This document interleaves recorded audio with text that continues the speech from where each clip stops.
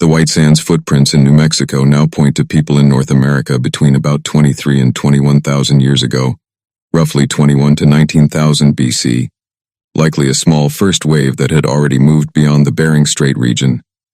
A larger second wave follows later, between about 16 and 14,500 years ago, around 14 to 12,500 BC, when retreating ice and rising seas open reliable routes south of the Bering Strait into the rest of the continent. In that Ice Age world, the Bering Strait is not a narrow arm of ocean, but the heart of a broad land region we call Beringia, linking Northeast Asia and Alaska and serving as the staging ground for these movements. Within roughly 2,000 years of that second wave leaving Beringia, some of their descendants have reached the far side of the continent.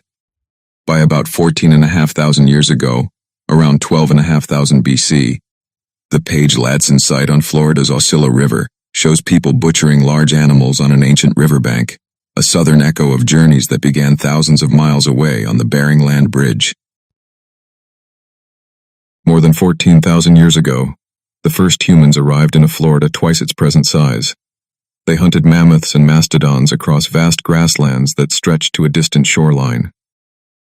As the Ice Age ended, rising seas slowly swallowed the coastline. Florida's archaic people adapted, gathering shellfish and building middens along the rivers and bogs that remained. For over 2,000 years, powerful chiefdoms built great ceremonial mounds across the peninsula. The Calusa, Timucua, and Apalachee ruled a thriving land of more than 200,000 people. By 1500, at least 47 distinct tribes controlled Florida, from the Timucua along the St. Johns to the Calusa, ruling the southwest coast from Mound Key. More than 100,000 indigenous people thrived across the peninsula. Powerful chiefdoms controlled defined regions tied to river systems, estuaries, and coasts, a world that would soon be changed forever. In 1513, Juan Ponce de Leon sailed from Puerto Rico and stepped ashore on a land he named La Florida. With that single claim, Spain set the course of the peninsula's future. 8 years later, Ponce de Leon returned with 2 ships and 200 colonists to build a permanent settlement. The Calusa attacked, and he was mortally wounded. For nearly 50 years, Spain sent expedition after expedition to conquer Florida.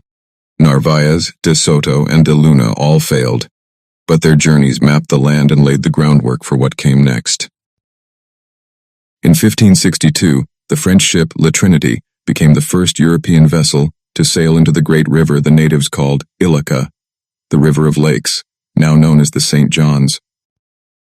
France built Fort Caroline near present-day Jacksonville, planting a foothold deep in Spanish territory.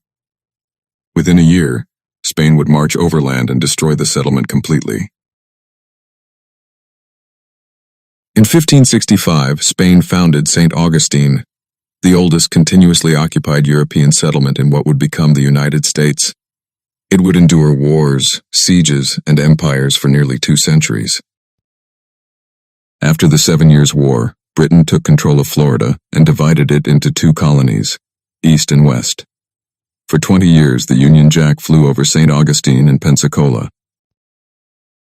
British cartographers meticulously surveyed every river inlet and harbor in the territory. The Royal Navy charted the St. Johns with unprecedented precision, and the King's Highway became Florida's very first road. While the 13 colonies rebelled to the north, Florida remained fiercely loyal to the crown. Spain seized Pensacola in 1781, and by war's end, Florida returned to Spanish hands. Under Spain's second reign, Creek migrants moved south across the border and became the Seminole people. Spain clung to the coastal forts, but it was the Seminoles who controlled Florida's vast interior. In 1810, American settlers near Baton Rouge revolted against Spain and declared the free and independent Republic of West Florida. It lasted barely 3 months before the United States annexed it. 2 years later, U.S.-backed patriots seized Amelia Island and proclaimed the Republic of East Florida, hoping for annexation. The short-lived rebellion soon collapsed under shifting American policy. In 1818, General Andrew Jackson invaded Spanish Florida with regulars, militia, and Creek allies, burning Seminole towns and seizing Spanish forts at St. Mark's and Pensacola. Spain's grip was slipping. Through the Adams-Onis Treaty of 1819, Spain ceded Florida to the United States. By 1821, the transfer was complete, and the American flag flew over the territory. Steamboats carried settlers up the St. Johns into the frontier, but in 1835, Seminole warriors burned the plantations along the river. The army pushed south, building forts a day's march apart. The Second Seminole War became the longest and costliest Indian war in American history. Leaders like Osceola, Micanopy, and Coacoochee waged fierce guerrilla resistance across the Florida Peninsula for 7 brutal years. On March 3, 1845, Florida was admitted as the 27th state of the Union, with Tallahassee as its capital and a plantation economy driving its rapid growth. A few hundred Seminoles still held out in the remote Everglades and Big Cypress. When the Army destroyed their camps in 1855, 3 more years of scattered fighting followed. On January 10, 1861, Florida became the 3rd state to secede from the Union, casting its lot with the Confederacy on the eve of the bloodiest war in American history. In 1865, the Civil War ended and Florida was restored to the Union. After 3.5 centuries of conflict and change, a new chapter was about to begin.